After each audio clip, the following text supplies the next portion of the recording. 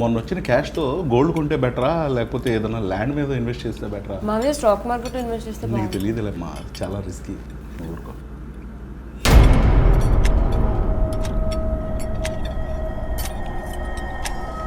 actually mutual ఫండ్లో invest చేస్తే లేదు